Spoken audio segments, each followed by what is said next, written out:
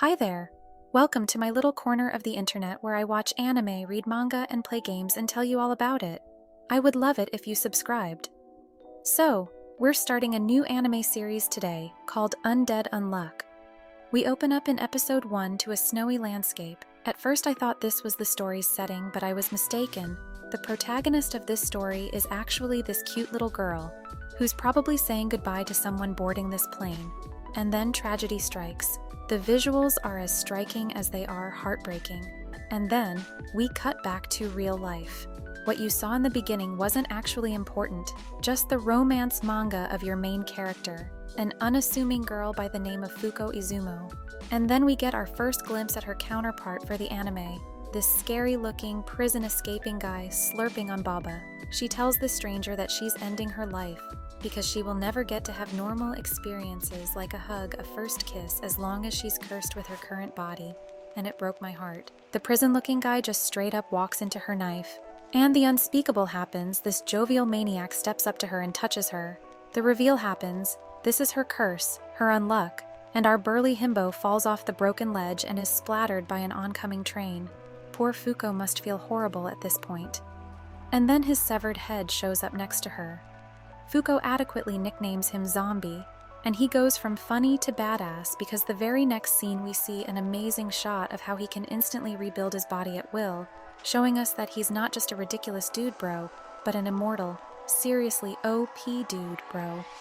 Zombie's impressive healing ability, which makes him virtually indestructible, means he can probably never die, the perfect foil to Fuko's curse. And now he can blood jetpack from his stumps, because of course he can. Oh, and his name is Undead, but I feel like it doesn't have the same charm as Zombie. Soon enough, they're doing a Spider-Man-style escape from the local police who showed up at the scene of the train accident. Undead says he still has questions about her ability, but Fuko is very apprehensive, telling him that skin-on-skin contact triggers her unluck and he should let her go immediately. We finally understand what happened in that tragic scene at the beginning of the episode. 8-year-old Fuko was seeing off her parents at the airport, giving them loving hugs and kisses. And then a little time afterwards, disaster strikes, the plane catching fire, not even getting off the ground. Zombie isn't listening anymore because he got his needed information and decides to try skin-on-skin contact, as much surface as he can try. He gets what he wants because no sooner than a few seconds, a massive crate of bananas dropped from a passing plane drops him and crushes him to death. Or undeath. But in her hurry to escape this maniac, she slips on a banana peel and careens off of the roof of the skyscraper they were on.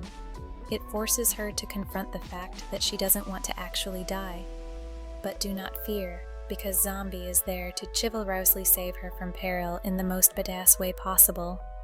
Zombie suspects there is a rule to her curse, if only he can find it, and he's not going to relent or let her die before he finds it. We get our first glimpse of the bad guys hunting down Undead, which he probably isn't hard to track down, considering he jetpacks from building to building, spraying half the city in his blood. Back at Undead's base, he postulates that the duration and surface of touch influences the curse's intensity, so he asks Fuko to strip, which, of course, she does not do and runs away from this madman, leading to a Scooby-Doo ass chase until her hoodie snags on one of the debris metal bars, and you see she has this incredibly long, gorgeous hair. She's not happy about it, because her long hair is just another proof that she can never be normal and let other people touch her. Zombie cuts her hair with surprisingly professional hair-cutting tools, unafraid of touching her. We also learn more about Zombie and his mysterious past. He had been a hairdresser ages ago, but their sweet bonding is cut short because the bad guys hunting down Undead have caught up to them and crash their base, beheading Undead in one fell swoop right in front of Fuko. Their agents burst in and apprehend her as well, putting handcuffs on her. Now we get the first on-screen confirmation of what Undead and Fuko are. Negators, seemingly powerful individuals hiding among normal people, which this secret organization tracks and polices. Fuko starts crying, admitting how touched she was by Zombie's warm generosity. He touched her without gloves. He wasn't dismissive and cruel like these agents. And her tearful admission is just the right distraction for a random thunderbolt to smite the agent holding Zombie captive.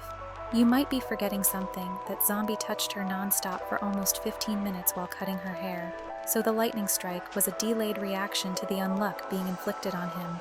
He escapes and proceeds to do the most badass rescue, cutting down several agents like it's nothing. Here we learn that the metal piece sticking out of his forehead is actually there to block memories from his long life.